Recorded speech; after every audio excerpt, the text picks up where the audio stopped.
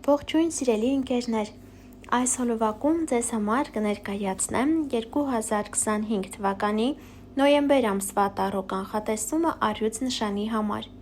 Սիրելի առյուծներ, հինգական քարտով ամսվա կարևոր իրադարձություններն ենք նայելու և մեկական քարտով նորալուսնի և լիալուսնի ազդեցությունը։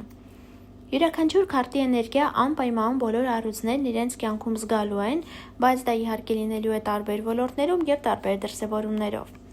Եթե ձեզ հետաքրքրում է անհատական տարրո կանխատեսում կամ հորոսկոպ, կարող եք ինձ գրել ինստագրամյան էջում անձնական նամակով։ Այսպիսով, սիրելի առյուծներ, ամիսը ձեզ համար կսկսվի ինչ-որ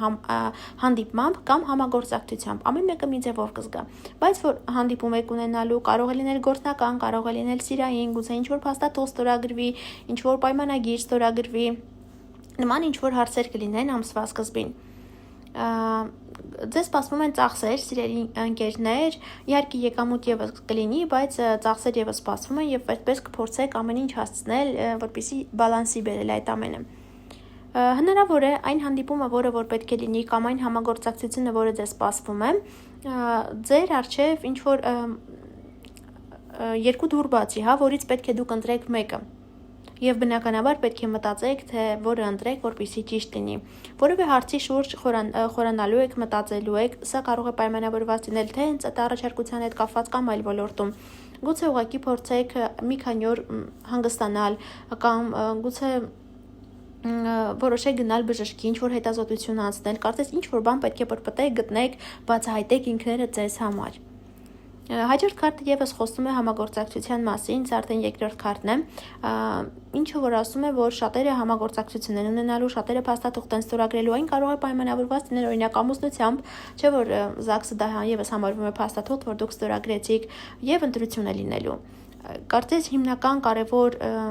միտքը այս ամսվա ձեզ համար լինելու է համագործակցությունը եւ ընտրությունը։ Եվ ամիսը ձեզ համար հիանալի ավարտվելու եւ այն ընտրությունը, որ դուք կատարեք, կարծում եմ, որ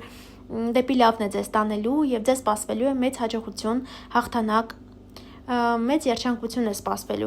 կամ առհասարակ ուղղակի այս ամսվա վերջը ձեզ համար շատ երջանիկ իրադարձություն կբերի։ Թե ինչ ձևով այն կարտահայտվի, ամեն մեկը մի ձևով կզգա, մեկը գուցե ամուսնանա, մյուսը կարիերայում աճ ունենա, այն մյուսը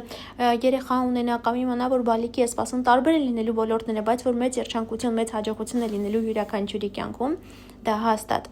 Այժմ նորալուսնի եւ լիալուսնի հետ կապված, առաջինը լիալուսին ենք ունենալու, այն կլինի ամսի 5-ին, նոյեմբերի 5-ին, մի երկու օր առաջ, երկու շաբաթ հետո իր ազդեցությունն է ունենալու, ցուլ նշանում է լինելու, իսկ դա սիրելի ընկերներ, ձեր 4-րդ տունն է,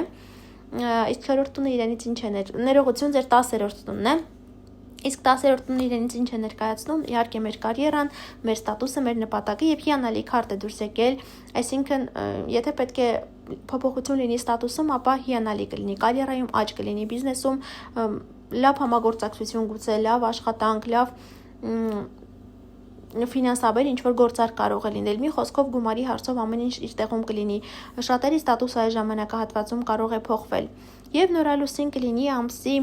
հիմա նշեմ 20-ին, մի երկու օր առաջ, երկու շաբաթ հետո իր ազդեցությունը կունենա, այս ժամանակահատվածում սիրելի առյուծներ, ինչ որ բան թողնելու եք անցյալում եւ գնալու եք առաջ։ Իհարկե ամենապրիմիտիվ մակարդակով, եթե նայենք, ձեզ ինչ որ ճանապարհ է սպասվելու, բայց այս քարտը ավելի շատ խոսում է, որ ինչ որ բան, գուցե ինչ որ սև գիծ թողնեք անցյալում եւ արդեն շարժվեք նոր հորիզոններ, նոր ճանապարհով, նոր ինչ որ տեղ գնալով։ Գուցե լինի այն նոր աշխատանք, նոր հարաբերություններ, համենայն դեպս իմաստան եւ այն է, որ գնում եք դեպի նորը։